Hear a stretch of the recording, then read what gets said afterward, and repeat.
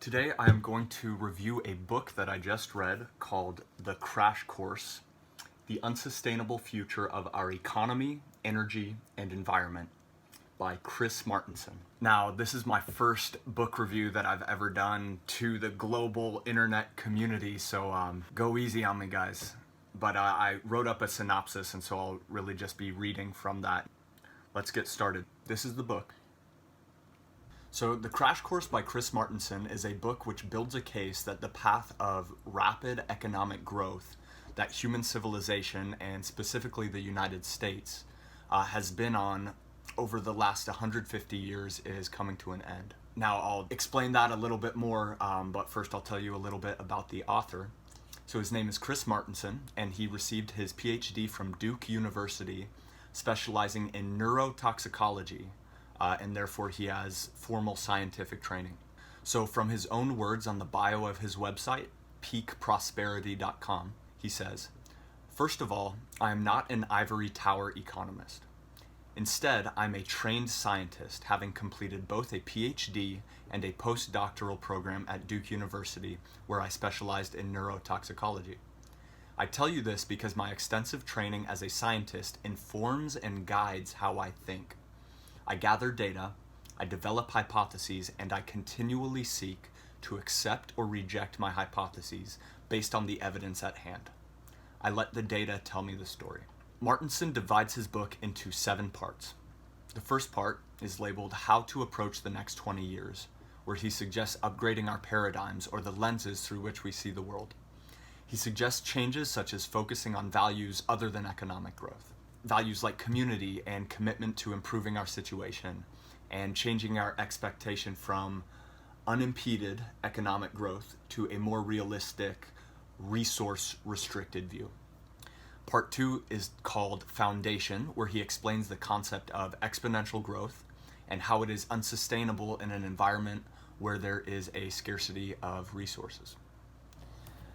I don't know if you guys have ever seen a population curve, but it goes exponential at the beginning, starts off steady and low, but then shoots up. But as the population hits the carrying capacity of its environment, resources are exhausted, it kind of levels out. We're still on this exponential growth curve, but he postulates that we will hit carrying capacity very soon. Part 3 of the book is called Economy, where he discusses our national and personal debt and savings levels, as well as the great credit bubble that he believes has been being built since, I believe, the 80s and maybe even since after World War II.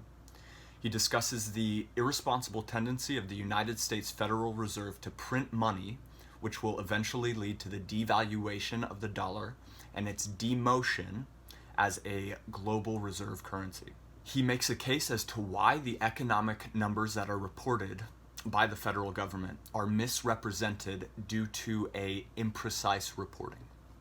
Part 4 is called Energy, where he makes the case that the last 150 years of economic development have been fueled by cheap energy as a result of global petroleum extraction. Part 5 is called Environment, where he details the plethora of environmental catastrophes that we will soon be facing, which includes the depletion of mineral resources, the degrading quality of topsoil necessary for agricultural production, the increasing scarcity of fresh water, and the health and biodiversity of the world's oceans.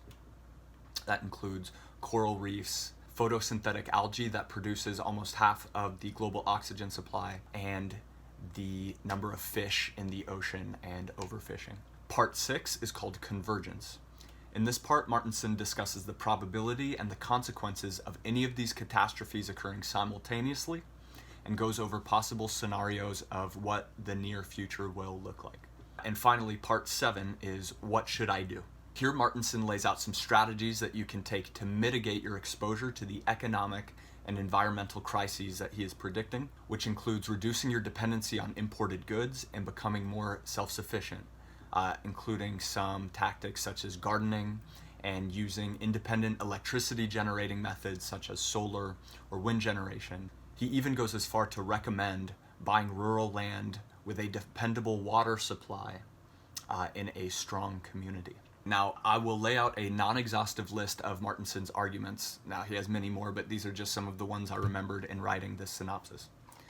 So he argues that our economy is based on incorrect principles. One is the expectation that it can grow exponentially forever at a rate of 2 to 10% a year. He argues that the view of unending growth of 7% in the stock market is a characteristic that we take for granted, but one that is not required to continue.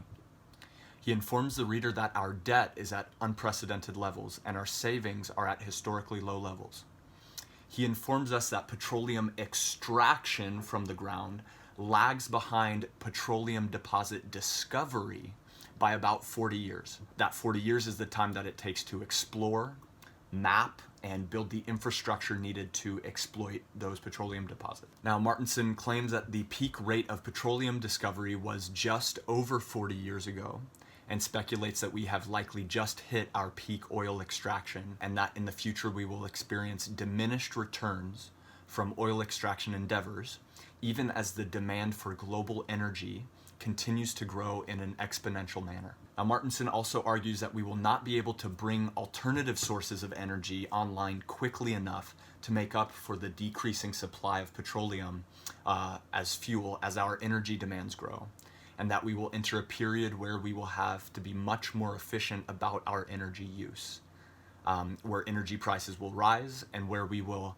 have to tighten the belt with regards to our energy use. He also explains that as reserves of oil dwindle, it requires a higher and higher energy input to extract the same amount of material from the ground. So in other words, the cost of energy extraction is much higher.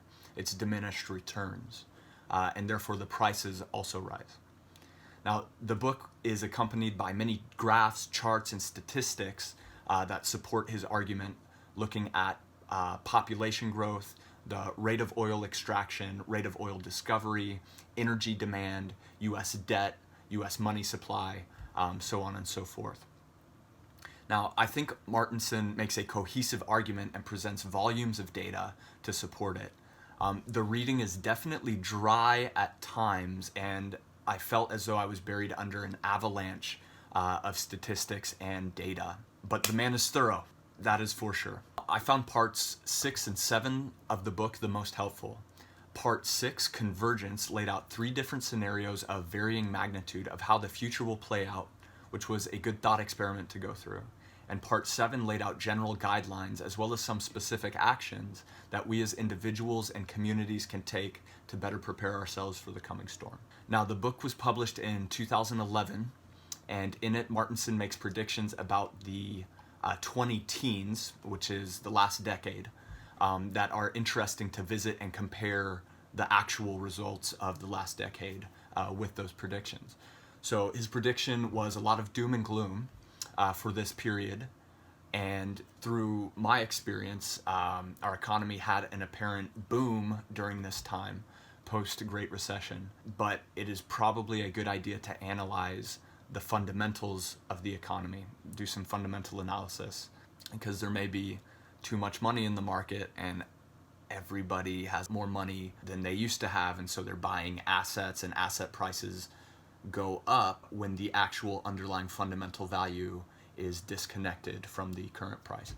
So his prediction may have been premature, it may have been wrong, and if it was just premature, we don't know how long it would be until it did come true.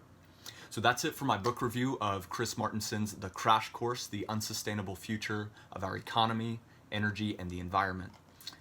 Thank you guys for watching. This is my first book review, and I surprised myself with how much time I actually put into writing this synopsis, but hopefully it'll be a good way for me to kind of consolidate the things that I've learned from this book. I hope you enjoyed it and learned something. Let me know if you did learn something. Type it in the comments below, or if you have any questions or comments or anything like that. If you like this, let me know so I can make more book reviews. I love to read, and I would love to go back and reflect on the things that I've read and share them with the global community of anybody who's interested. So thank you guys again for watching, and catch you on the next one. All right.